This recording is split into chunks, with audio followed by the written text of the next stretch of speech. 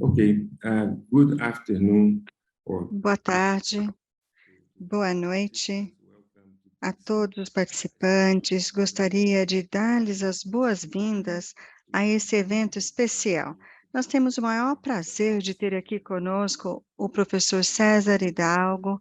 Ele é diretor do Centro para Aprendizado Coletivo no Instituto de Inteligência Artificial da Universidade de Toulouse.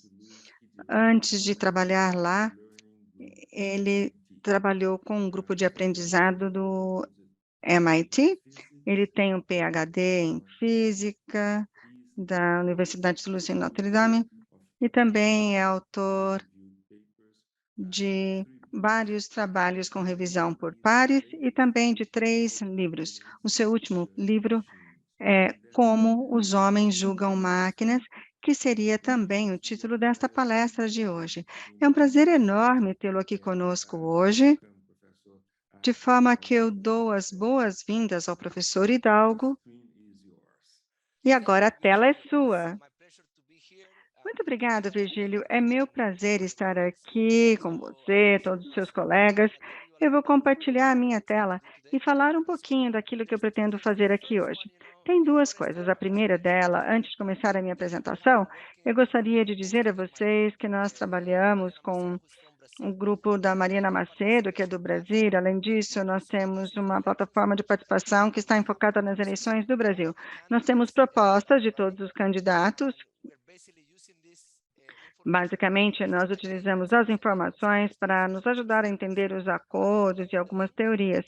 Eu vou passar o link para vocês, caso vocês queiram compartilhar com os alunos, porque isso vai nos ajudar a entender as preferências políticas das pessoas, não, na verdade, sobre os candidatos, mas questões de política. Fizemos isso na França, no Chile, no Líbano, e também gostaríamos de utilizar essa oportunidade para fazer isso no Brasil. Eu deixo com vocês o link, caso vocês queiram fazer isso, e agora eu vou passar para a minha apresentação, que vai ser sobre como os homens julgam máquinas. Agora aqui vocês podem ver os meus slides. Eu vou, então, aumentar a tela, me dá só um minutinho. Então, como os homens julgam, os humanos, desculpem, julgam as máquinas, é uma questão fundamental. Como é que os humanos julgam máquinas quando nós vemos essas máquinas ativas? Com certeza nós temos uma dimensão moral aí. Essa é uma questão que não tem a ver apenas com as máquinas, mas tem a ver com o homem, porque somos nós que vamos lidar com essas máquinas, somos nós que criamos essas máquinas, e as transformamos em boas ou ruins, dependendo de como nós vamos julgar os diferentes cenários. Agora, o que acontece com a inteligência artificial é que há muitas discussões sobre como as pessoas reagem, interagem com a tecnologia e como a tecnologia faz parte de equipes, de grupos. Porém, nós não temos tantos trabalhos assim que possam nos ajudar a entender como as pessoas julgam as máquinas em comparação com a forma como elas julgam os humanos. Então, nós começamos a coletar diferentes cenários com experiências randomizadas, onde nós temos uma população que é designada de forma aleatória para um grupo controle, ou seja, temos 2 pessoas que são alocadas para um determinado cenário e um diferente grupo de 200 pessoas que recebem o mesmo cenário, e aí nós fazemos a avaliação dos humanos e tentamos verificar se a reação é a mesma perante um mesmo erro. E se houver diferença, o que justifica essas diferenças? Fazemos vários experimentos, vamos compilar os dados para tentar entender se as pessoas julgam humanos e máquinas de forma igual, e se não for igual, o que justificaria essas diferenças? Nós temos algumas situações que poderiam ser descritas. Vamos considerar uma escavadora que está cavando para construir um novo prédio. O motorista não sabe que tem um túmulo ali, ele acaba destruindo esse túmulo. Este é um cenário que poderia acontecer com um escavador autônomo ou quando há uma escavadora operada por um humano. Então, nós temos alguns exercícios que praticamos. Num exercício de coleta de dados, pedimos para as pessoas reagirem aos dados. Essa coleta foi prejudicial? Será que a ação foi internacional? Você gosta do motorista? Do ponto de vista moral, a ação dele foi correta ou incorreta? E não se esqueçam de que nós fazemos essas perguntas para as pessoas que vão avaliar esse cenário como ação do homem e esse cenário como ação de uma máquina. E aí nós fazemos uma comparação utilizando algumas planilhas como essa aqui. O vermelho sempre representa os dados das máquinas, e em azul, os dados dos humanos. Então, por exemplo, aqui, vemos que, quando pensamos na forma como as pessoas julgam os humanos ou as máquinas, as pessoas tendem a ver a ação das máquinas como mais prejudicial. Eles contratariam o humano que escavou o túmulo sem querer do que uma máquina.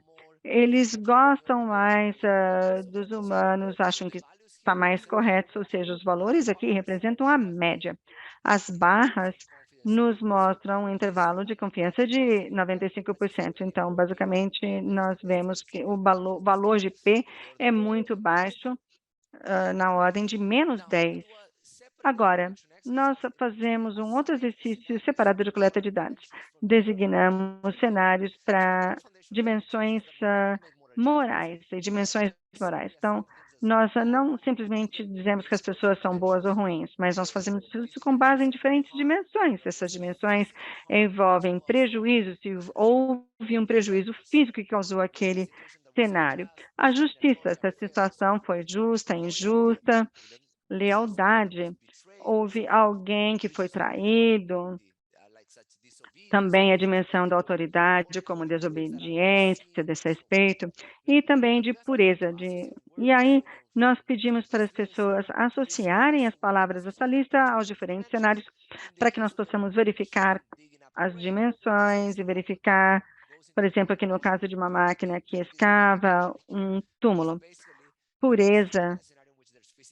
Enfim, não é um cenário onde haja qualquer prejuízo físico que seja injusto, mas uma coisa sagrada em relação ao corpo humano. O corpo humano não deve ser escavado. Então, é isso que acaba alavancando as reações nesse cenário. Depois, nós temos algumas coisas um pouquinho mais sofisticadas. Vamos considerar esse cenário como um cenário de resposta à emergência. Então, digamos que tem um tsunami que tem consequências potencialmente devastadoras, e nós vemos um político que é responsável pela segurança. Ele decide evacuar todos com uma chance de sucesso de 50% ou de salvar 50% da cidade com sucesso de 100%. Então, essas são as dimensões morais de prejuízo e de justiça, porque há um risco físico aqui. As pessoas podem se afogar com o tsunami, mas também há uma questão de justiça. Quem é que nós vamos salvar? É uma escolha de quem vai ser salvo desses desfechos. Ao analisar esses cenários, verificamos 3 desfechos possíveis. Basicamente, fazemos 3 exercícios de coleta de dados separados, e num deles nós temos um político que tenta salvar todos e fracassa. Nós vamos chamar isso de um cenário desafortunado. Temos um outro caso. O algoritmo do político tenta salvar a todos, e ele consegue. E esse é o cenário mais afortunado. E aí há um cenário onde o político tenta salvar metade da saudade e não há risco, da cidade, desculpem, e não há risco algum. Então, nesse cenário aqui da direita, veremos que não há uma diferença muito forte. As pessoas veem o mesmo nível de prejuízo. E aí, na verdade, eles acham que o homem age com um pouquinho mais de intenção. Eles não gostam mais de um do que o outro. Eles também acham que, do ponto de vista moral, é igualmente correto. Agora, a única diferença mais importante aqui é a pergunta se você substituiria a máquina por um homem ou o homem pela máquina. Neste caso, as pessoas preferiam trocar a máquina pelo homem, mas não queriam trocar o homem pela máquina, ou seja,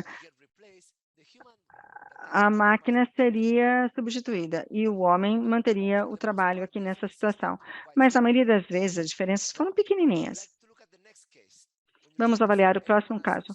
quando nós tentamos salvar a todos e dá certo. Esse é um cenário positivo. Tentamos correr um risco, mas damos sorte. Nesse caso aqui, nós verificamos que o homem em azul é avaliado de uma forma muito melhor do que a máquina. Eles querem contratar mais o homem do que a máquina e eles acham que a ação é muito mais intencional, mesmo em comparação com o cenário anterior. Gostam mais do homem e também que o homem é mais moralmente correto. Embora a ação seja a mesma, o homem sempre recebe mais crédito e a máquina continua sendo avaliada de forma positiva, mas não tão positiva quanto o homem. E aí, finalmente, nós avaliamos o cenário mais desafortunado, onde tentamos salvar a todos e fracassamos. A diferença aqui é muito maior. As pessoas acham que a ação da máquina é muito mais prejudicial. Eles querem contratar o homem que tenta e fracassa, mas não querem contratar uma máquina que tenta e fracassa. A ação aqui não é vista como intencional como antes. Antes, quando nós tentamos, as pessoas veem a ação do homem como sendo muito intencional. E quando nós tentamos e fracassamos, há uma diferença relativamente pequena quando nós avaliamos os valores de P.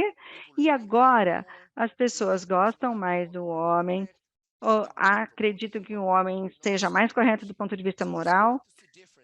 E aí, então, nós começamos a ver diferenças claramente aqui. As pessoas não julgam o humano e a máquina de forma semelhante. Há diferentes formas de julgar. Aqui nós vemos que talvez haja uma preferência pelo humano, mas talvez o que esteja acontecendo aqui é que o humano esteja sendo avaliado por tentar salvar a todos e a máquina seja julgada por fracassar, ou seja, o humano é avaliado pela motivação, pela intenção, e a máquina é avaliada pelo desfecho. E se esse for o caso e não for apenas uma preferência pelo homem em relação à máquina, nós veremos diferentes filosofias morais. Quando nós aplicamos uma filosofia consequencialista, em comparação com uma que é baseada em intenções e motivações para o homem. Muito bem. A intenção é um modificador importante de avaliação moral. Então, vamos considerar esses dois cenários diferentes. Nós temos Alison e Bob, são dois colegas que estão concorrendo para uma promoção. Sabendo que elas têm uma alergia a amendoim, ele vai para a cozinha, coloca amendoim na sopa dela, mas na hora do almoço, ela deixa a sopa cair e decide sair para almoçar. Nesse caso, não há um prejuízo. Ele tentou prejudicar, mas não conseguiu. Só que houve a intenção de prejudicar. No caso do cenário B, nós temos a Alice e o Bob, dois colegas na mesma situação, e a Alice tem a mesma alergia, só que o Bob não sabe disso. Ele dá um sanduíche na hora do almoço e ela acaba tendo uma reação alérgica grave. Não houve intenção de prejudicar, mas houve esse prejuízo. Então, aqui nós vamos ver a situação onde o Bob tenta prejudicar, e mesmo não tendo havido esse prejuízo, ele é considerado pior do que no caso onde ele não tenta prejudicá-la, mas faz sem querer. Então, o que nós vamos fazer aqui agora seria utilizar essas dimensões como prejuízo e intenção para tentar mapear esse erro. Nós vemos as estatísticas para fazer um cálculo matemático com funções onde nós verificaremos o nível de erro ou o cenário como uma função de perceber a intenção, como uma função dos diferentes níveis de prejuízo e também como uma função das características da máquina e do homem que faz parte deste cenário. Agora, vamos pensar num outro exemplo. Esse é um exemplo que envolve a geração de conteúdos para a publicidade. Então, é uma empresa de moda que quer fazer um anúncio para vender roupas, ela usa um sistema de marketing de inteligência artificial que tenta usar o conceito de vício ou de então, tem um monte de gente que não gosta dessa imagem. Então, isso revolta várias pessoas no público. Agora, esse foi um anúncio verdadeiro que foi bastante polêmico. Aqui as relações, aqui uma outra propaganda, um outro anúncio de um grupo de transporte no Reino Unido, e desse aqui é da Benetton. E, na verdade, esse anúncio do Reino Unido durou algumas horas. Então, o Mon Min, o dia inteiro por 3 libras, ele foi tirado logo depois.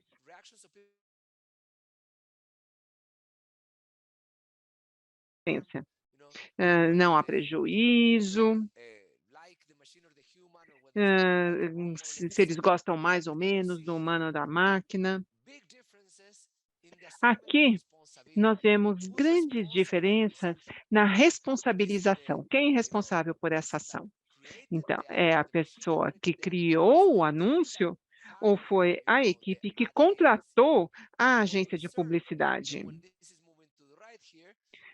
Então, aqui, quando a gente vem para a direita, isso significa que a responsabilidade está com a empresa, quando você contrata uma máquina. Então, isso nos diz que quando você contrata uma máquina em vez de um humano para um trabalho criativo, o resultado do trabalho é polêmico, controverso, e os responsáveis são os responsáveis pela empresa. Então, é um tipo de risco diferente quando a gente usa inteligência artificial. Então, às vezes, não é quem é responsabilizado se alguma coisa der errado, não é o chefe da equipe criativa, mas é o dono ou quem administra a empresa. Então, o risco político para os executivos é maior quando a tecnologia falha do que quando quem falha é uma equipe de humanos. O outro experimento envolve carros autônomos.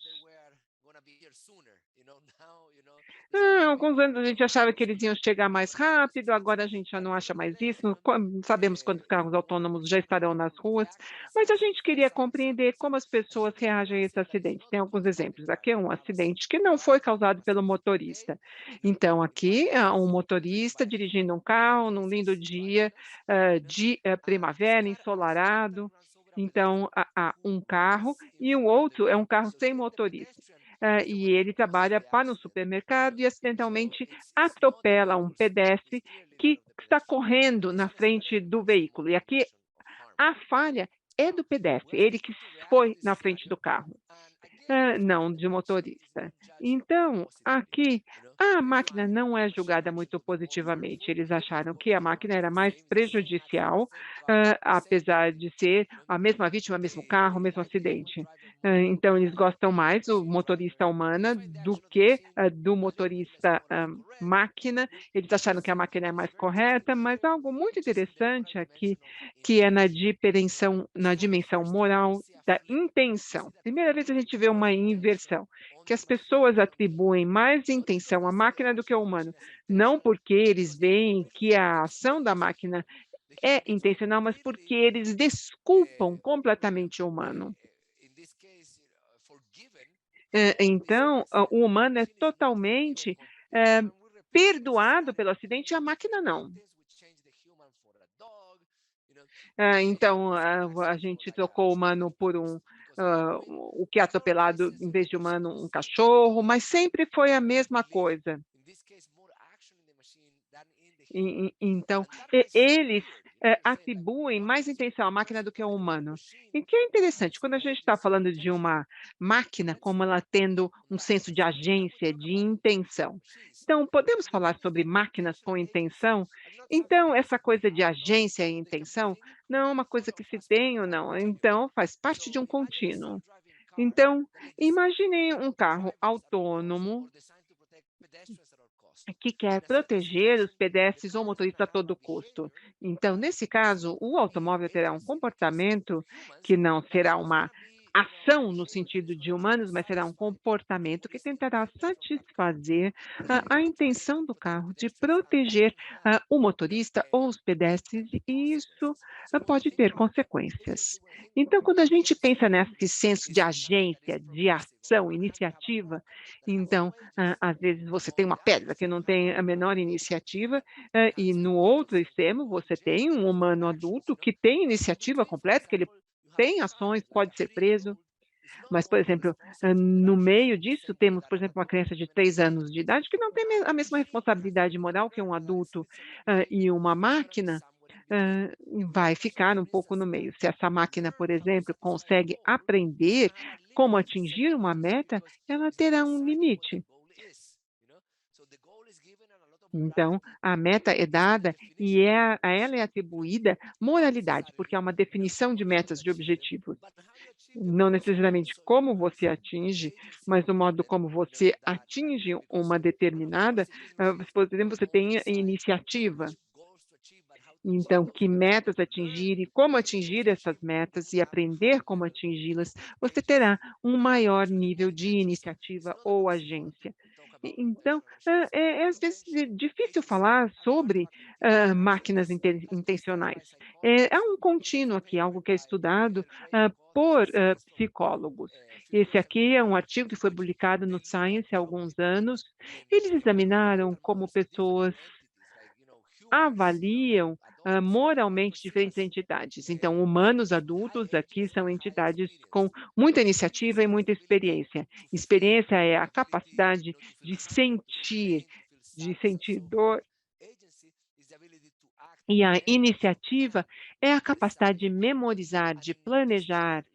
E aqui neste gráfico vocês veem que as máquinas são vistas como entidades com baixo nível de experiência. Ninguém acha que um robô possa sentir, mas acham que os robôs tem algo que corresponde, em certo sentido, à iniciativa, à ação. Isso às vezes pode ser verdade para máquinas que têm habilidade de aprender, que não são apenas mecânicas que respondem ao algoritmo, elas aprendem através dos dados e desenvolvem comportamentos para atingir um determinado objetivo. Bom, até hoje nós vimos exemplos em que as máquinas não se deram muito bem. Então, dirigindo um carro, as pessoas preferem os humanos, na escavadora, resposta ao tsunami. Bom, até agora a gente não teve nenhum cenário em que as máquinas se deram pior do que o humano. Então, talvez não seja uma questão de preferência pelas máquinas. Agora, estamos pensando num cenário um pouquinho mais complicado, que tem várias dimensões morais, como, por exemplo, lealdade, e envolve uma família que tem um robô que é o faxineiro da casa. Hã, e e esse robô utilizou a bandeira nacional para limpar o banheiro, depois jogou fora. E o que nós, identificamos é que nós podemos inverter as preferências das pessoas por humanos em dimensões-chave. Por exemplo, neste caso, seja um robô ou um humano que usaram uma bandeira para limpar o chão do banheiro, as pessoas gostam menos do humano do que da máquina. As pessoas acham que o humano é menos moralmente correto do que a mesma ação, hã, realizada por uma máquina. Então, aqui é uma inversão nessas dimensões-chave, mostrando que não é apenas que a gente prefere humanos, na verdade depende da dimensão do cenário. Então, é uma coisa que a gente vai ver muito mais no próximo capítulo, que fala sobre algoritmos. Então, o livro tem capítulo 1, 2, 3, estuda metodologia, revê conceitos básicos de ética, psicologia moral, hã, e assim por diante. E os capítulos 3, 4 e 5 têm tópicos. Então, viés dos algoritmos, privacidade e, por fim, automação. Então, o viés ou a justiça dos algoritmos é uma coisa complicada. Então, ela satisfaz o que chamamos de teoria da impossibilidade. Então, quando falamos sobre justiça, o que acontece é que nós podemos definir justiça de vários modos diferentes. Então, você pode equalizar a taxa em que diferentes grupos de pessoas fazem determinada, ou que são rejeitadas, ou que obtêm um empréstimo, ou são rejeitadas. Tudo isso a gente tenta equalizar, a gente define justiça. E cada uma delas pode ser considerada como uma definição de justiça. Você satisfaz uma e está ótimo, e isso torna a justiça algo muito complicado, porque você nunca atinge ela completamente. Se você satisfaz uma parte da equação, você não será justo, segundo a outra definição. Você pode ficar próximo à justiça em várias definições, mas você nunca atingirá a justiça perfeita em todas as dimensões. Então, no livro, nosso interesse é como as pessoas julgam cenários como justos ou injustos. Então, são coisas que são erradas ou corretas do ponto de vista da justiça. Então, aqui é um gerente de recursos humanos que está triando candidatos para entrevistas de trabalho. Então, aqui tem um tratamento injusto, e também há um tratamento justo em que o gerente ou o algoritmo faz um processo que é mais justo para os candidatos de minorias. Então, há uma abordagem injusta e justa com relação a minorias. Então, vou mostrar apenas um, mas se vocês quiserem olhar cada um deles, vocês podem olhar o livro, ler o livro. Então, por exemplo, aqui nós temos aqui a aprovação em faculdades. Então, para você melhorar o processo de admissão numa universidade, a universidade contrata um recrutador ou um algoritmo. Mas os resultados são bastante semelhantes. O primeiro é que as diferenças, apesar não são muito grandes aqui. No tratamento injusto, quando o algoritmo ou o humano fizeram algo injusto, apesar de as pessoas acharem que o humano é muito mais intencional do que a máquina, eles atribuem um pouco mais de comportamento prejudicial, intenção prejudicial nos humanos, pelo menos entre os afro-americanos. Também eles acham que a ação do humano é menos moralmente correta. Então, de novo, aqui não há um efeito muito forte, mas há um caso em que as pessoas julgam a ação da máquina de modo um pouquinho mais positivo do que a ação dos humanos. Então, eles são mais duros com os humanos, ao julgar humanos do que ao julgar as máquinas. No tratamento justo, de novo, nós temos diferenças pequenas, eles atribuem mais intenção à ação humana que corrigiu a injustiça, mas os humanos não obtêm muito mais crédito aqui, ninguém gosta mais deles. Isso provavelmente é porque nós humanos obtemos mais crédito pela justiça, então não há nenhum prejuízo físico, nada disso. Então vamos olhar aqui. Eu tenho duas coisas que eu quero dizer. Então, primeiro, quando comparamos o tratamento justo e injusto, tem algo muito interessante. Quando olhamos se você substituiria um pelo outro, a máquina pelo humano ou o humano pela máquina, nós notamos que as pessoas têm uma forte aversão a máquinas. Eles têm maior probabilidade de substituir uma máquina que vai tornar um sistema mais justo do que um humano que torna o sistema mais injusto. Então, quer dizer, a pessoa é injusta, mas eles ainda não querem substituir a máquina, mesmo que foi o humano fez algo injusto e que foi em que se disse que ele fez isso intencionalmente. Então, a aversão contra a máquina à disposição parece ser mais forte. Então, tem este outro fato que eu mencionei, é que aqui esses dois não são muito fortes. Isso é interessante porque está relacionado à lei de 1964 dos direitos civis dos Estados Unidos, que é proibido discriminar funcionários com base em sexo, raça, cor, nacionalidade ou religião. Então, também o Supreme Court dos Estados Unidos disse que isso é independente da intenção, baseia-se no resultado. Às vezes, a discriminação ocorre independente da intenção. Então, isso corresponde, neste caso, à legislação americana, e é um exemplo que, basicamente, o que está se dizendo aqui, enquanto há uma situação envolvendo justiça, a intenção não importa tanto no julgamento. O julgamento está mais focado no resultado. Então, o próximo capítulo é sobre a privacidade. Eu vou pular isso porque nós estamos um pouquinho atrasados. E então, o próximo capítulo seria sobre automação, mas vocês podem também verificar os dados do livro. O que eu vou fazer agora seria incluir dados de vários cenários juntos nessas funções morais que eu mencionei anteriormente, que são coisas que podem nos ajudar a prever as reações com base em certas características. Agora eu vou mostrar a vocês algumas estatísticas descritivas, como é que nós podemos localizar esses pontos no mapa.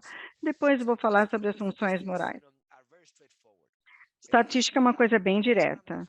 Nós temos um diagrama que inclui prejuízo, intenção e erro. A forma como nós julgamos o homem, a forma como julgamos uma máquina, e aí nós conectamos esses pontos para verificar qual julgamento ocorre em qual dos cenários. E aqui nós chegamos com esse gráfico tridimensional em todos os cenários diferentes dessas 3 dimensões. Agora, vocês podem ver que todos os pontos caem como se fosse um avião lá no meio, como na diagonal, né? E aí nós vemos que há algumas coisas proibidas. Se nós tivermos um cenário com muito prejuízo e intenção, ninguém vai dizer que não está errado. Agora, se não houver prejuízo e intenção, ninguém vai achar que está errado também. Há algumas limitações aí, mas fora isso, as linhas azuis e vermelhas não ficam em cima uma da outra. Há diferença. Então, nós vamos avaliar esse cubo aqui em cima. Vemos a intenção e observamos uma coisa muito interessante. Verificamos que a forma como as pessoas julgam um humano tem muita intenção ou pouca intenção, ou seja, a distribuição é bimodal. Quando nós avaliamos as intenções do homem, basicamente, nós acreditamos que as pessoas fazem as coisas com uma certa motivação. Ou então é um acidente total e nós podemos perdoá-las completamente. Agora, quando nós avaliamos a intenção da máquina, nós não designamos muita intenção, só que também nós não estamos muito propensos a perdoá-la. No caso bimodal para o homem e unimodal para a máquina. Quando avaliamos o plano de intenção e erro, nós vemos que a intenção amplifica o julgamento. Se não houver intenção, é diferente à medida que a intenção aumenta, as coisas podem ficar muito ruins ou muito boas. E aí, com esses níveis mais elevados de intenção, há uma correlação com o julgamento, mas quando abaixa o nível de intenção aqui, nós observamos que as ações da máquina têm uma percepção muito pior do que a dos humanos. Então, nós vemos aqui que as máquinas não têm perdão mesmo. Então, nós observamos uma correlação muito forte entre prejuízo e erro, e vemos que quando há mais prejuízo, o julgamento é baixo. Agora, quando o prejuízo é baixo, nós vemos essas linhas verticais em diferentes cenários e as pessoas dão uma avaliação pior. E aí agora nós avaliamos a estatística e vamos fazer algumas modelagens para prever erro como uma função de intenção e prejuízo. E aí nós vamos verificar os cenários que são apresentados para os humanos e para as máquinas e vamos ver uma função dessa fórmula onde nós temos prejuízo e intenção. E também temos efeitos fixos, onde incluímos todas as características dos indivíduos. Se houver indivíduos que são que julgam mais, ou outros que são diferentes em termos de demografia, como, por exemplo, homens, mulheres, ou alto e baixo nível de educação, nós vemos que isso pode ser responsável pelas diferenças, e nós temos algumas variações que são baseadas nas percepções das pessoas desses cenários.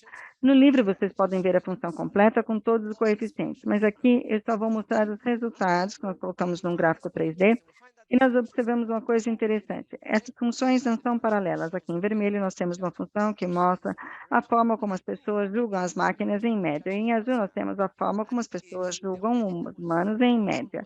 Sendo que a única coisa que estava acontecendo ali é que as pessoas gostam dos homens e não gostam das máquinas. Mas nós vemos aqui uma situação paralela em relação às pessoas que avaliam as ações dos humanos de uma forma um pouquinho melhor. Porém, o plano em vermelho fica bastante plano E o plano em azul tem uma curvatura, ou seja, é a mesma que o plano daqui, mas aqui atrás há uma lacuna grande de 0,2 pontos na escala, que é uma lacuna enorme, né? E aí nós temos cenários com pouca intenção e muito prejuízo. Então, o que ocorre aqui é que quando as pessoas julgam as máquinas, a única coisa que parece importar é o nível percebido de prejuízo. Ou seja, é uma filosofia bem consequencial. Quando avaliamos os humanos, fazemos isso nessa diagonal e tem a ver com a interação entre intenção e prejuízo. Nos perguntamos sempre se houve um prejuízo, uma pessoa tentando prejudicar. E aí, se a resposta for sim, nós vamos avaliar como sendo ruim. Mas se houver prejuízo, mas não houver intenção, nós tendemos a perdoar. Talvez não perdoemos totalmente, pode ser que haja algum prejuízo, mas há umas coisas que são mais importantes aqui do que aqui. Aqui nós temos um triângulo grande e aqui um pequeno, em comparação, né? Então, nós temos essas diferentes formas de avaliar. E aí nós temos uma situação oposta. Nós vamos avaliar as características demográficas das pessoas para ver se as pessoas que disseram ser homem ou as mulheres nas amostras, se elas vão avaliar de uma forma diferente, ou também em relação à religião, se elas agem de forma diferente. Vamos verificar as características demográficas e como elas podem mudar a avaliação.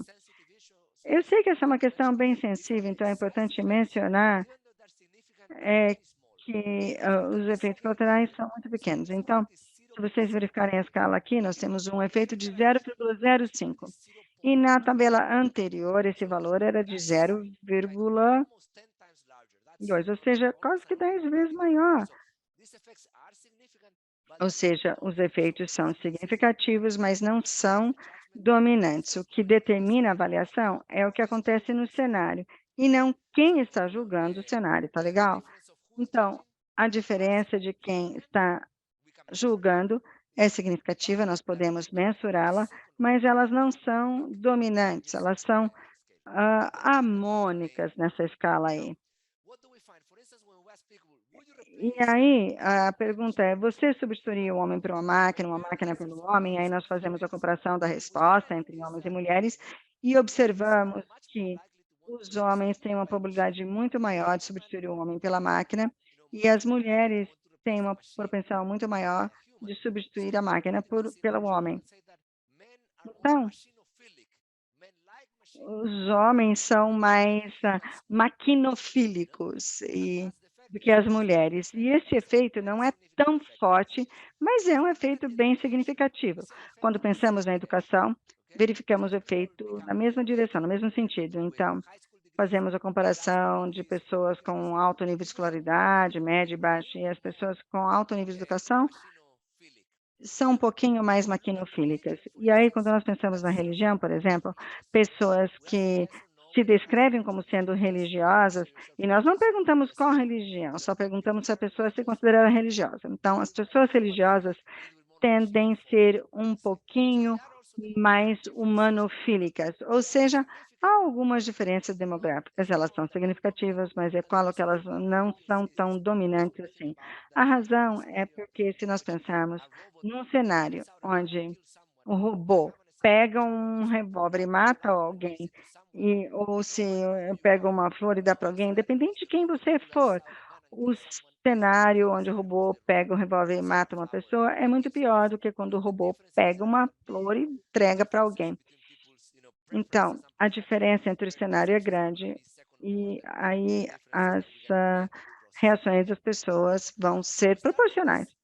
E aí nós começamos essa apresentação perguntando, bom, se uma máquina e o humano fizeram o mesmo erro, a reação vai ser igual? Eu espero ter convencido vocês de que não, que a reação é bem diferente. Então, a pergunta aí é, por quê? Por que é que as pessoas julgam os humanos e as máquinas de forma diferente? Sabemos que tem a ver com a preferência e tudo mais, mas o que nós fizemos aqui foi experiências diferentes. Aqui faz parte de um estudo que nós estamos submetendo para publicação, e tentamos entender se as pessoas julgariam o robô e os robôs e máquinas de uma forma semelhante. Aqui nós vemos o robô do lado esquerdo, é um robô que está ajudando a construir uma parede, mas ele não tem aparência de humano.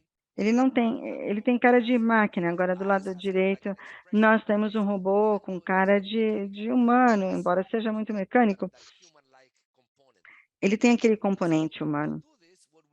Para fazer isso, o que nós temos que fazer é o seguinte: precisamos de expandir a metodologia e, ao invés de ter uma condição apenas, temos 4. E essas 4 condições nos permitem movimentar as máquinas. Agora, vocês lembram que eu mostrei esse estudo publicado por Gray e colaboradores, onde as máquinas eram consideradas como tendo uma baixa experiência, e aí nós criamos um cenário onde nós tentamos manipular a percepção das pessoas e, basicamente, nós damos uma descrição das pessoas para a máquina e elas vão variar dependendo da condição. Por exemplo, para a condição do homem, a Alice é uma mulher, que tem vários empregos. Nós temos vários cenários diferentes para indicar que nós podemos ter experiência com várias coisas diferentes, mas para a condição da máquina, nós dizemos que a Alice é um robô que faz planejamento, ou um robô que não consegue planejar. E aí tem gente que acredita que com a inteligência artificial avançada, ela vai conseguir, ou, na verdade, ela vai ou não conseguir sentir dor. Então, nós mudamos algumas palavras aqui e ali, mas mesmo assim, quando nós conferimos a manipulação no experimento, vemos se as pessoas avaliam os diferentes robôs de formas diferentes, e o resultado foi que sim. Vocês podem verificar aqui no slide as diferentes condições. Temos 4 máquinas que têm uma percepção, sobre as quais as pessoas têm uma percepção diferente. Separamos as pessoas em 5 universos diferentes. Vocês estão lembrados da função moral? De repente, elas ficaram um pouquinho mais complicadas. Agora, nós teremos uma função moral que inclui a percepção da experiência. Tenho que mencionar o seguinte aqui. Antes de mostrar a vocês os gráficos, eu dizia, olha, as pessoas se preocupam com o dano quando elas pensam nas máquinas e intenção quando avaliam o homem. Mas para fazer isso de uma forma formal, nós temos que ter uma derivada de erro e prejuízo, ou erro e intenção. Agora, não, por causa dessas interações, a derivada de erro e prejuízo é, na verdade, um pouquinho mais complicada, porque o coeficiente de dano, mas também temos que pensar na intenção, e o mesmo vale quando for invertido. E agora nós temos uma função maior, onde basicamente nós temos dano, mais experiência, intenção, tarará, mas nós podemos agrupar tudo isso num coeficiente maior, com a mesma intenção, dano e intenção e dano. E aí agora aqui é a mesma coisa. Vamos estimar todas essas condições, mas é mais ou menos uma coisa mais direta. Ao fazer isso, quando estimar o modelo, vemos que o coeficiente de intenção é significativo de dano também, mas, por exemplo, para agência vezes dano é significativo, mas não agência vezes intenção. Então, aqui a gente vê esse coeficiente de significativo. A gente só pegou os coeficientes significativos para vermos essas funções morais. Então, a gente vai voltar ao gráfico. Então, a primeira pergunta que a gente fez era como o mal ou o dano e o erro, isso tem a relação e muda com relação à iniciativa ou agência da máquina. Então, as pessoas atribuem menos efeito de dano ou erro numa condição de alta iniciativa ou alta agência. Então, quando há muita intenção ou agência, as pessoas perdoam as máquinas, com comparação com a situação de baixa agência. Então, a gente tem uma interação aqui. Então, quando olhamos o papel de intenção sobre o erro, nós vemos que e agora nós temos a interação com dano, então esse daqui é o nível mediano de dano, e neste caso não importa o nível de dano, as pessoas atribuem o papel de intenção para o erro é maior com alta agência é avaliado pior do que quando não há intenção. Então colocamos isso neste gráfico aqui. Então, basicamente, nós estamos na condição de baixa agência, aqui, e na condição de alta agência, são dois planos que ficam muito mais semelhantes, muito mais próximos do que quando há baixa agência. Então, o volume é muito maior para a condição de baixa agência do que para a situação de alta agência. Então, a gente demonstrou que quando nós aumentamos a percepção de agência das máquinas, as pessoas mudam a percepção moral. Não é que a gente julga diferente, mas é que nós julgamos entidades com base na percepção dos modelos. Então, isso tem a ver com agência e experiência.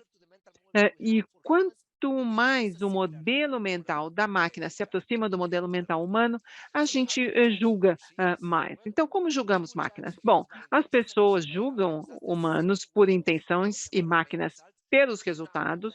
Agora, vocês sabem que há uma interação e uma porção de coisa, mas se você quiser, estiver conversando com um amigo no churrasco, é isso aqui, para simplificar bastante, para que a conversa possa seguir. Então, as pessoas julgam as intenções humanas de modo bimodal. Nós ou nos importamos ou perdoamos. E as máquinas de modo mais unimodal. As pessoas perdoam mais os humanos em situações de acidentes ou acidentais, não intencionais. As pessoas são um pouco mais, julgam mais humanos em cenários envolvendo justiça. Então eu mostrei aquele exemplo de recursos humanos, as pessoas preferem uma máquina do que um estrangeiro, em muitos casos. As pessoas encontram mais dano em cenários violentos envolvendo máquinas. A gente falou do carro autônomo ou respostas de emergência e tudo isso, então, a cenários envolvendo assassinatos. As pessoas são muito mais rígidas do que muito mais rígidas com as máquinas do que com humanos. E as pessoas pressupõem que o sucesso de uma máquina é uma coisa natural, não valorizam, ao passo que valorizam o sucesso dos humanos. Então, como julgamos as máquinas? Bom, faz parte de um contínuo em termos das filosofias morais. As máquinas são percebidas mais próximas a humanos com base no modelo mental percebido por agência e experiência, e aí eles tendem a julgar de modo mais semelhante a humanos. Isso sugere que o nosso julgamento das máquinas é um exemplo específico de um contínuo de modos de julgamento que pode ser estendido a humanos também. O livro está disponível impresso e também como uma série de 30 episódios gratuitos, como um curso no online, está no YouTube. Não é exatamente o livro, mas é bastante semelhante. Então, há vários vídeos aqui que foram produzidos durante a pandemia, todos gratuitos, você pode obter gratuitamente na internet, se você quiser comprar o livro da editora do MIT, ótimo, mas também você pode baixar o PDF, e com isso eu gostaria de agradecê-los muito por seu tempo e será uma satisfação agora abrir para perguntas e respostas. Quite interesting. I have read some questions from the audience. Obrigado, César, pela ótima palestra. Eu ia fazer uma primeira pergunta. É que essa sentença que resume os resultados de que humanos são avaliados por por sua intenção e as máquinas pelos resultados. Isso se aplica em diferentes países, porque nós sabemos que os valores morais variam muito segundo a cultura do país. Você acha que isso é uma afirmação que se aplica a seres humanos de diferentes países, considerando que você fez experimentos nos Estados Unidos? Bom, há duas partes da pergunta. Claro que há um senão. A gente teria que fazer isso de modo empírico, mas o livro e a pesquisa que nós fazemos nos dizem algo sobre os efeitos entre os cenários e as características demográficas. E o que nós descobrimos é que as diferenças entre as percepções das pessoas normalmente são pequenas, considerando-se as diferenças nos diferentes cenários. Então, em um cenário que um robô mata alguém e dá uma flor, há uma grande diferença. A minha intuição é que essas diferenças no julgamento moral não são culturais. A cultura vai modificar um pouquinho os planos, mas não vai mudar o efeito mais macro. Então, se eu fizesse um experimento mundial em vários países do mundo, eu apostaria dinheiro que as diferenças, essa frase continuará verdadeira e as diferenças serão menores. O que seria satisfatório para o público com relação a máquinas com alta agência que fazem o bem ou mal? O que seria satisfatório para o público? Bom, é difícil, porque quando falamos de recompensa e punição para a máquina e humanos, no momento, num contexto jurídico em que a gente fala de um determinado tipo de responsabilidade, em que a máquina, ela mesma não tem responsabilidade, mas quem criou é que tem a responsabilidade. Então, como você tem um carro e desculpe, um cachorro, e o seu cachorro morde alguém, a responsabilidade é do humano, né?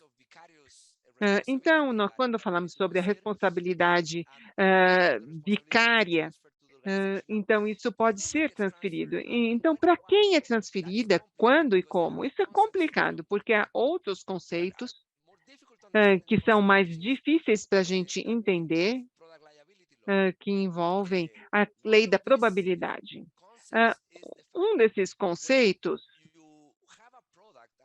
em que você tem um produto e você pensa, por exemplo, com a inteligência artificial, que é como um produto, então o fabricante tem responsabilidade pelo produto apenas se o produto é utilizado do modo como deveria ser.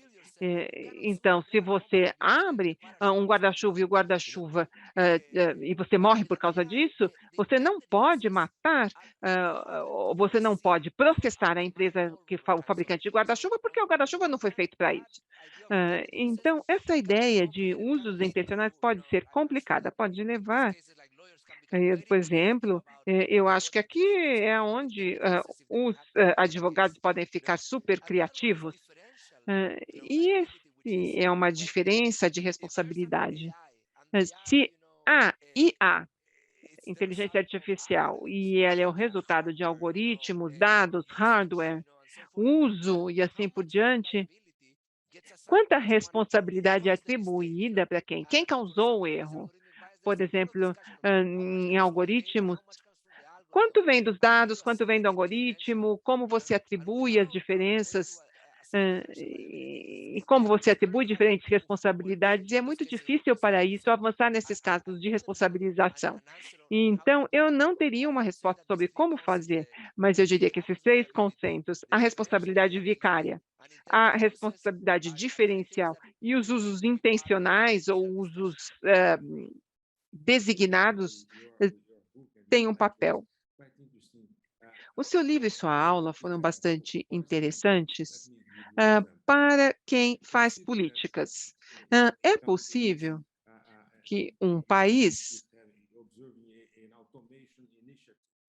está observando uma iniciativa de automação. O que define o lugar da automação?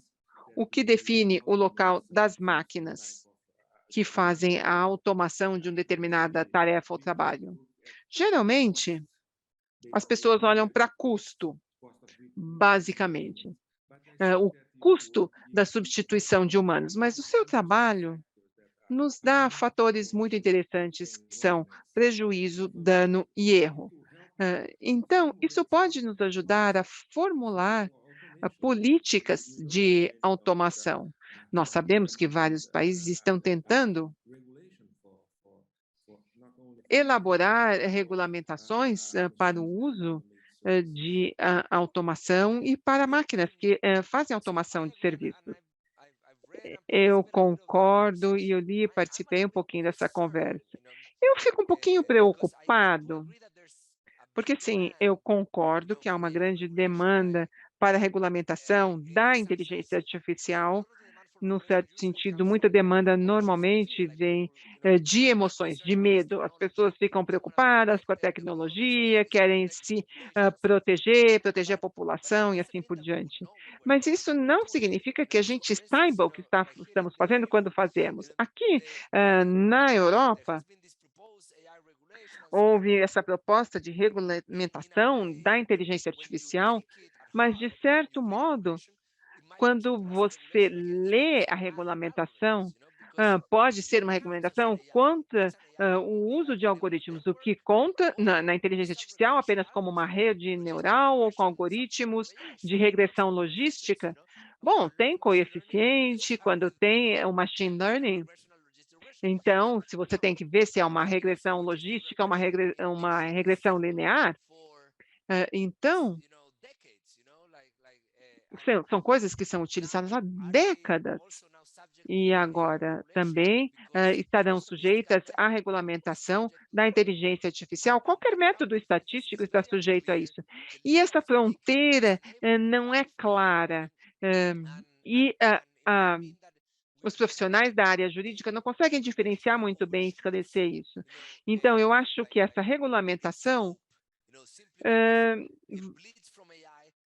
ela vai um pouco contra o seu escopo, porque, ela realmente, entra no espaço da matemática e do algoritmo, porque aí vai ter fórmulas matemáticas, e tudo isso na tomada de decisões. Então, para mim, essa é uma das coisas que me preocupa. Sim, eu entendo que haja uma forte demanda para a regulamentação da inteligência artificial, as pessoas querem, os políticos querem ficar famosos fazendo isso. Eu acho que não. Eu acho que o fato de que essa aula se baseia num livro que é relativamente novo e mostra como comparamos humanos e máquinas é novo, isso significa que nós estamos apenas no início da jornada para sabermos como regulamentar essa seara. Tem uma outra pergunta aqui de uma pessoa da área de medicina. O contexto modifica o julgamento? E ele diz, por exemplo, na inteligência artificial na saúde, a inteligência artificial pode ser julgada de modo diferente, dependendo do tipo de decisão a que leva. Então, a importância do contexto no julgamento. Com certeza, olhando os diferentes cenários, o que a gente tenta fazer é realmente estudar o contexto. Mas, claro, o contexto é quase infinito. Você sempre pode imaginar outros casos. Então eu tenho, eu acho que a moralidade é incompleta. Sempre tem outro exemplo, outro exemplo, outro exemplo. A gente nunca vai conseguir atingir uma conclusão definitiva. ou um julgamento definitivo. Então, o contexto importa, e no caso da saúde, há vários aspectos contextuais que são conhecidos. Então, muitas pessoas que trabalham com ética, pesquisa biomédica, na prática, autonomia do paciente, eles conseguem decidir sozinhos, isso é violado, quando você usa inteligência artificial ou não, tudo isso tem que ser considerado. E há alguns artigos, eu estava num congresso em Paris, em que as pessoas fazem experimentos semelhantes, utilizando exemplos específicos apenas na área da medicina. Okay, I have someone that wants to make Eu tenho alguém aqui que quer fazer-lhe uma pergunta. Ellen, ela quer fazer a pergunta acerca de ética. Ellen, você pode fazer a pergunta. Então, a pergunta é a seguinte: você está preocupado com o contexto de como a informação muda o contexto e muda o valor das coisas? Porque eu me lembro que você falava sobre esse carro muito caro, o carro tem o mesmo valor que o ouro. E aí, de repente, você falava sobre como os humanos julgam as máquinas. E as coisas mudam por causa do contexto.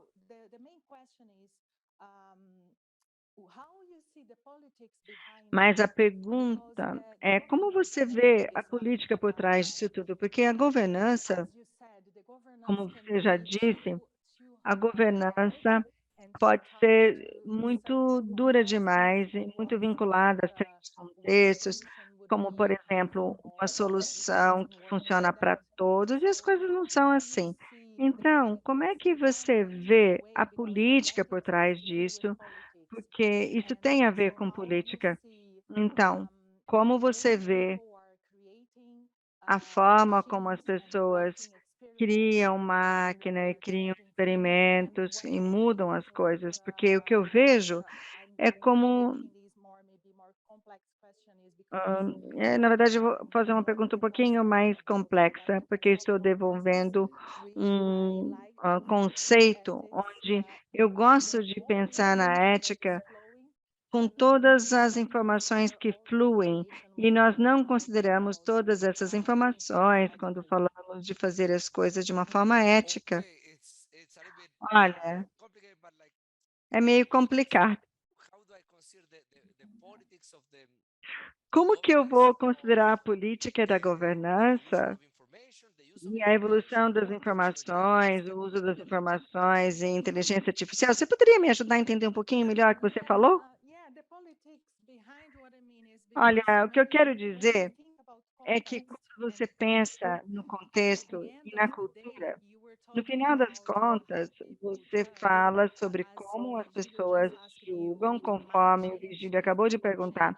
As coisas podem mudar se as pessoas saírem de uma sala para outra, ou, desculpem, de um país para o outro, ela se corrige, e aí acaba acontecendo que há uma política por trás disso tudo, e sobre como as pessoas decidem fazer o que é certo e o que é errado.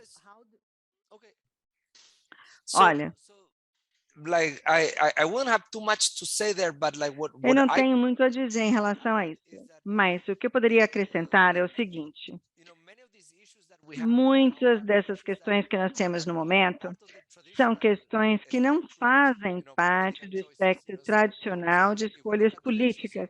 Então, se você pensar nas eleições na França, no Chile ou no Brasil esse ano, nós vemos que não tem muita coisa sobre inteligência artificial no programa dos candidatos e nas discussões. Eu acho que nós podemos encontrar pessoas em diferentes partes do espectro atual, em diferentes posições. Nesse contexto, eu faria duas previsões. Se a inteligência artificial continuar sendo mais importante e o mercado de trabalho continuar sendo mais importante na vida das pessoas, pode ser que haja uma política que vai surgir e que vai fazer com que isso seja o problema, porque a política, em geral, escolhe questões que são predominantes para elas. Por exemplo, vocês têm uma política de identidade que afeta as pessoas e as suas avaliações, preferência sexual, e aí elas podem começar a pensar na liberdade, oportunidades econômicas. Eu não vejo as pessoas fazendo política agora com base na sua posição em relação à tecnologia, mas eu posso dizer que pode haver um futuro onde a posição das pessoas em relação à tecnologia digital vai ser uma questão política importante para elas, e ela pode ser mais importante do que a liberdade econômica, a identidade, esse tipo de coisa. Pode ser que surjam políticos que caminhem nesse sentido. Mas o que eu prevejo é que as pessoas vão ficar polarizadas em relação a essas ideias. Quando uma coisa fica mais prominente, nós vemos que tende a haver uma polarização em relação aos resultados. A forma como as pessoas ajudam as máquinas é uma coisa que todos nós queremos falar agora, mas talvez daqui 2, 10 anos, isso venha a ser uma coisa mais comum e venha a ser uma fonte de divisão e de confronto. Olha, nós temos mais 2 perguntas, e aí nós vamos encerrar. Uma delas é da Paula. Paula, está aí? Hi, how are you? Thanks for the lecture. Olá, Paula. Bom, queria agradecer pela palestra. Muito obrigada. Você mencionou alguns conceitos morais, como mal, justiça, lealdade, autoridade, pureza, mas depois você mesmo coloca que, por exemplo, o conceito de justiça, ele é polissêmico, depende da definição.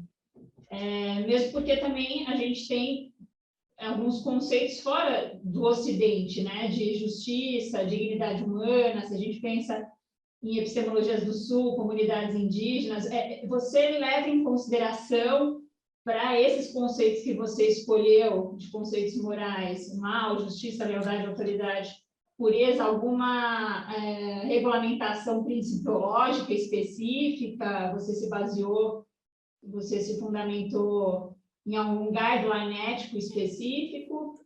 Então, Okay. Pois não. See, I'm able to understand. I'm not able to speak Portuguese, but I was able to understand. So the choice of the moral foundation theory, like these 5 dimensions, is because it's an important theory on the psychology of morality. So it's not a theory that comes from ethics, but comes from psychology. And as people are trying to understand the way As pessoas tentam compreender o modo como fazemos julgamentos morais, e nós compreendemos que há diferentes dimensões que são administradas, então isso afeta pessoas, preferências, e como fazer as mensagens chegarem às pessoas. Então, falamos sobre lealdade, autoridade. As mensagens podem ser muito diferentes de quando você fala de mal ou de justiça, de injustiça, vítima, sofrimento das pessoas. Ou você pode falar sobre ordem, estrutura, e as pessoas valorizam as coisas de modo diferente em diferentes grupos. E essa teoria psicológica nos ajuda a compreender que não é que há pessoas boas e más, mas as pessoas têm diferentes visões, e a gente pode compreender de onde vêm esses diferentes pontos de vista, e a gente pode compreender muito da heterogeneidade do mundo tendo essa perspectiva. Então, eu decidi ir com a teoria dos fundamentos morais, porque é uma estrutura psicológica forte. E o livro, no fim das contas, é sobre psicologia, sobre como nós percebemos as máquinas. Então, no fim, toda a ação é dos humanos, somos nós humanos julgando as máquinas, não é que as máquinas sejam isso ou aquilo, é a nossa percepção das máquinas. Por isso que o livro tem mais a ver com psicologia do que num arcabouço jurídico ou legal. Mas isso também poderia ser feito dessa perspectiva também, e eu vejo que há princípios éticos e arcabouços éticos, e também fazem experimentos para ver o efeito e no modo como as pessoas julgam as máquinas. Então, não é incompatível. Você tem que começar em algum lugar, e foi por aí que nós começamos. César, temos mais uma pergunta. Eu sei que já é tarde para você aí, né? O Demi vai fazer a pergunta, ele é o diretor de governança da internet no Brasil. Demi, por favor. Sorry.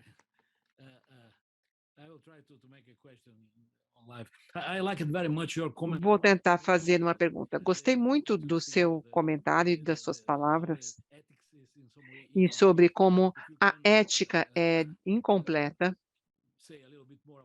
de algum modo. Se você pudesse falar mais sobre isso. E eu concordo, sim, que a regulamentação é ainda muito prematura. Nós teríamos que avançar muito mais nesse campo antes de começarmos a pensar em regulamentações. Muitíssimo obrigado por sua excelente apresentação. Excelente, essa ideia de moralidade, eu acho que é incompleta. Bom, por um lado, agora a gente sabe há quase um século que a matemática é incompleta. Isso quer dizer, para quem não conhece esse conceito, significa que as verdades lógicas que não podem ser comprovadas dentro das ações de um sistema lógico, e você expande isso, e há verdades que estão além das que nós temos. Então, com relação à moralidade, a moralidade é interessante porque a moralidade é essencialmente social. Então, há uma entidade, essa entidade está sozinha, com seus pensamentos, e não há bem ou mal, ou certo ou errado. Mas quando as pessoas estão num contexto social, nós começamos a ter contradições morais. E por isso que a ficção e a literatura são tão interessantes. A literatura constrói-se em torno dessas contradições morais. Por exemplo, Asimov, que é um dos grandes pensadores sobre isso, explora muito isso. Então, tem a história de que Asimov, que ele fala que tem um robô, que tem um cérebro, que conseguia ler mentes. E todos os cientistas diziam, bom, a gente não sabe como isso aconteceu, mas tem um robô que sabe ler mentes. E todos eles vão lá conversar com o robô, cada um por sua vez. Então, primeiro tinha um cara que foi lá, conversou com o robô, e era ambicioso, e queria o cargo do outro, e o robô disse, claro, sim, você vai conseguir um emprego, blá, blá, blá. E aí,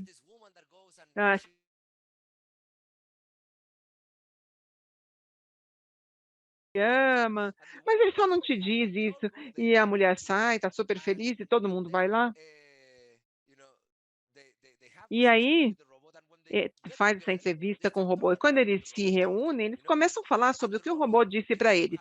E o robô disse mentiras para todo mundo, porque o robô lia a mente, então ele dizia das pessoas o que elas queriam ouvir. E eles diziam que queriam ouvir porque o robô achava que estava satisfazendo esse princípio de Asimov, que não quero causar nenhum mal, nenhum dano. Então, se eu não causar nenhum dano, se você dizer algo que você não gosta, eu estou causando um mal, um prejuízo ou um dano. Então, eles ficaram magoados. Então, é uma contradição ali para um robô, no certo sentido, se você está tentando satisfazer este princípio de nunca prejudicar quando há uma sociedade que tem várias pessoas, você tem que escolher se o mal ou o prejuízo vai ser agora ou mais tarde. Quando você tem as expectativas erradas do que você quer ouvir, de qual é a verdade. Então, para mim, isso é onde as coisas ficam muito complicadas. Na sociedade, quando a gente coloca pessoas, o sistema fica cada vez mais complexo. Então, não haverá uma verdade universal, porque sentimentos são complicados. E uma outra parte que eu acho também que tem a ver com complexidade, essa ideia de agência, de intencionalidade. Então, se a pessoa define inteligência como a capacidade de atingir um objetivo. Então, você diz a capacidade de atingir um objetivo. Mas atingir um objetivo pode ser muito moral, porque você pode ter um péssimo objetivo que lhe é dado, e você vai e atende esse objetivo. Há uma inteligência que envolveria saber que objetivo nós temos que atender.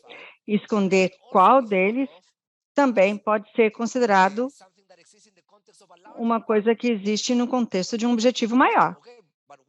Então, muito bem. Por que é que estou atendendo esse objetivo? Ou por que eu escolhi? Isso vai fazer no contexto de satisfazer um outro objetivo. E aí, quando você consegue satisfazê-lo, você tem que esconder um outro objetivo maior, e à medida em que você vai expandindo esses objetivos, você acaba aumentando a carga de ter que levar tudo e todos em consideração.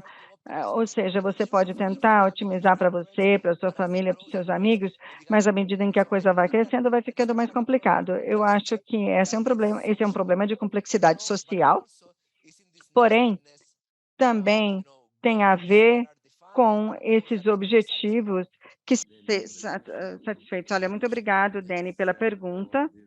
E também queria agradecer pela apresentação maravilhosa e pela história final, uma história da nossa sociedade contemporânea. Então, eu queria agradecer muito pela apresentação, ela foi excelente, e eu espero vê-lo em breve. Muito obrigado.